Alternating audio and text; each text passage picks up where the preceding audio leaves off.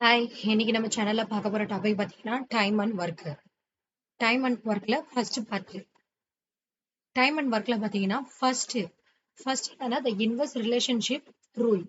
Time வந்து எப்பவுமே வந்து நமக்கு ஒர்க் ரேட்டோட இன்வெர்ஸ்லி ப்ரொபோஷனலா தான் இருக்கும். ஒருத்தர் ஒரு வேலையை n நம்பர் ஆஃப் டேஸ் செஞ்சாருன்னா அப்போ ஒரு நாளோட வேலை எவ்வளோன்னு கேட்குறாங்க. அப்போ ஒர்க் ரேட் என்ன? 1/n. அதனால்தான் டைம் அண்ட் ஒர்க் ரேட் வந்து எப்பவுமே இன்வெர்ஸ்லி ப்ரொபோஷனல் சொல்றாங்க. நெக்ஸ்ட் பாத்தீங்கன்னா டூ பீப்புள் ஒர்க்கிங் டுகெதர்.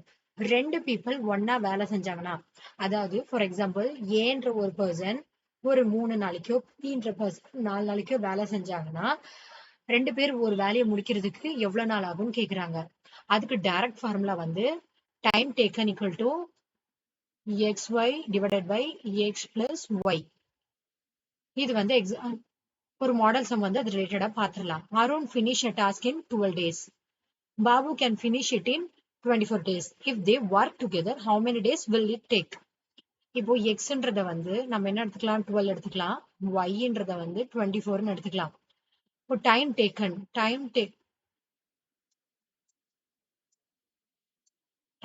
வந்து X 12 into 24 divided by x plus y. 12 plus 24. 12 plus 12 மேல அப்படியே 12 into 24 அப்படியே வச்சுக்கலாம். அப்பதான் சிம்பிளை பண்ண ஈஸியா இருக்கும். 12 plus 24 எவ்வளவு ஆகும்? நமக்கு 36. 36 என்னும் போது சிம்பிளை பண்ணலாம். 12 1s are 1, 12 3s are 12 3s are 36, 3 8s are 24. அப்போ ஆன்சர் பாத்தீங்கன்னா 8 days. ஃபார்முலா யூஸ் பண்ணா நமக்கு டைம் சேவ் ஆகும். ஸோ அதனால direct formula xy divided by x plus y. Next efficiency கான்செப்ட்னா கொஞ்சம் பேர் ஒரு வேலையை எவ்வளவு வேகமா செய்யறாங்க அப்படின்றதுதான். இப்போ ஏன்றவர் வந்து பிஏ விட 2 மடங்கு அதிகமா வேலை செய்யறாரு. அப்போ டைம் எவ்வளவு இருக்கும்? பிஏ விட ஏ வந்து கம்மியா தான் டைம் எடுத்துப்பாரு இல்லையா? அதனாலதான் எஃபிஷியன்சி வந்து எப்பவுமே வந்து டைமுக்கு வந்து இன்வெர்ஸ்லி ப்ரொபோஷனல் சொல்றாங்க. Ratio of efficiency A/B. A வந்து பிஏ விட 2 மடங்கு வேலை செய்யறாரு. அப்ப 2:1 எழுதலாமா? அப்ப டைம் எப்படி இருக்கும்? டைம் டேக்கன் ஏ எடுத்துக்கிற டைம் வந்து பிஏ விட பாதி தான். பி வந்து 2 மடங்கு எடுத்துக்குதுன்னா ஏ 1 தான். அதுல பாதி தான். இது இந்த மாதிரி ஒரு கொஸ்டின் கொடுத்தாங்கன்னா 2:1ன்னா டைம் டேக்கன் கேட்டாங்கன்னா அதை இன்வெர்ஸா மாத்தி எழுதணும். 1:2 அப்படின்னு. நெக்ஸ்ட் செயின் ரூல் வந்து MDH ஃபார்முலா. இதுல ஈன்றது வந்து எஃபிஷியன்சி, அதாவது M1 into D1 into H1 into E1 divided by W1. Rare கேஸ்ல தான் E1 வந்து நம்ம யூஸ் பண்ணுவோம். ஆனா மத்தபடிக்கு நம்ம அதிகமா யூஸ் பண்ற ஃபார்முலா வந்து MDH by W.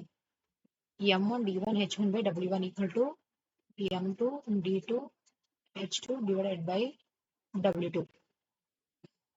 இதுல இருந்து கண்டிப்பா ஒரு கொஸ்டின் வந்து நமக்கு டிஎன்பிசில கண்டிப்பா எல்லா எக்ஸாம்லயும் இது ரிலேட்டடா ஒரு கொஸ்டின் வந்து வந்துடும். இப்போ M1ன்றது வந்து மென் ஆர் உமன், D வந்து டேஸ், H வந்து ஹவர், ஒர்க் W வந்து ஒர்க்கர் அவுட்புட், E வந்து எஃபிஷியன்சி. இப்போ ஒரு 15 பேர் வந்து ஒரு காம்பவுண்ட் வாலை வந்து கட்டுறாங்க. அதுக்கு 20 நாள் எடுத்து. How many days will it take 25 months to build a same wall? இப்போ எத்தனை பேர் கொடுத்திருக்க டேட்டானா M எவ்வளவு கொடுத்திருக்காங்க? M1 15, M2 25, D1 என்ன கொடுத்திருக்காங்க? 20 days, D2 கேட்டிருக்காங்க. நம்ம இவ்வளவு ஃபார்முலா எடுக்கல, M1 D1 மட்டும் தெரிஞ்சா போதும். M1 D1 equal to M2 D2. இப்போ M1 எவ்வளவு? 15, D1 என்ன?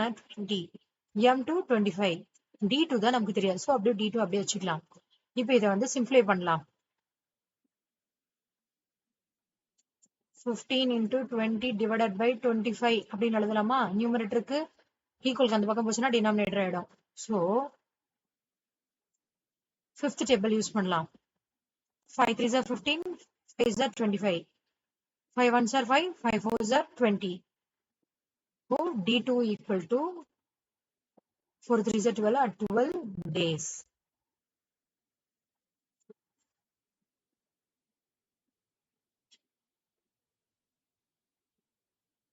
அடுத்த கான்செப்ட் பாத்தீங்கன்னா ஒர்க் அண்ட் வேகஸ். மணி வந்து எப்பவுமே நம்ம எவ்வளவு வேலை முடிச்சிருக்கோம், எவ்வளவு முடிச்சிருக்குன்றத பேஸ் வேலை எவ்வளவு முடிச்சிருக்கோம், எந்த அளவுக்கு முடிச்சிருக்குன்றத பேஸ் பண்ணி தான் மணியை டிவைட் பண்ணி கொடுப்பாங்க. எத்தனை நாள் முடிச்சிருக்கோம் அப்படின்றத பேஸ் பண்ணி மணியை வந்து அவங்க காசு கொடுக்க மாட்டாங்க. இப்போ கொடுத்திருக்கிற கொஸ்டின் பாத்தீங்கன்னா A and Y takes a contract for 600 rupees. A can do it in a 6 days and Y in 8 days. What is the share ன்னு கேட்டிருக்காங்க. இப்போ ஏ அண்ட் ஒய் ரெண்டு பேருக்கும் கான்ட்ராக்ட் வந்து 600 ரூபாய். எக்ஸ் வந்து பாத்தீங்கன்னா 6 நாள்ல முடிச்சிடுறான், ஒய் வந்து 8 நாள்ல முடிக்கிறாங்க. எக்ஸோட ஷேர் கேக்குறாங்க. இப்போ ரேஷியோ எல்சிஎம் மெத்தட்ல எடுத்துக்கலாமா? ரேஷியோ மெத்தட்ல வந்து ரேஷியோ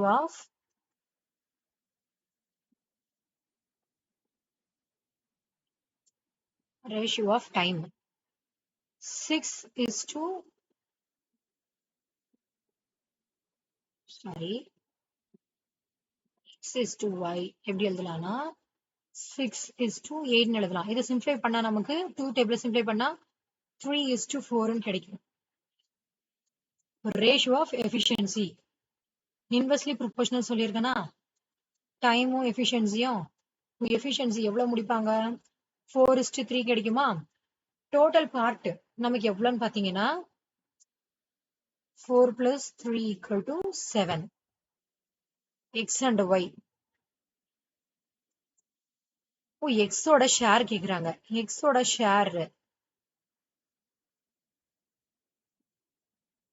ஷேர் என்ன? எஃபிஷியன்சி எவ்வளவு 4. 4 டிவைடட் பை 7 இன்டூ கொடுத்திருக்கிற அமௌண்ட் ரெண்டு பேருக்கு எவ்வளவு கொடுத்துருக்காங்க 600. இதை சிம்பிளை பண்ணலாம். எந்த 49 7 8 are 56 7 8 are 56 reminder 4 7 5 are 35 6 are 42 7 5 are 35 7 5 are 35 னா ரிமைண்டர் 5 5 னா டெசிமல் போயிட்டே இருக்குமா 7 7s are 49 reminder 1 7 1s are அப்போ 4 into 85.71 ரெண்டுத்தையும் மல்டிப்ளை பண்ண என்ன ஆன்சர் வருது நமக்கு 42.80 342 rupees 85 paise. இதுதான் ஆன்சர்.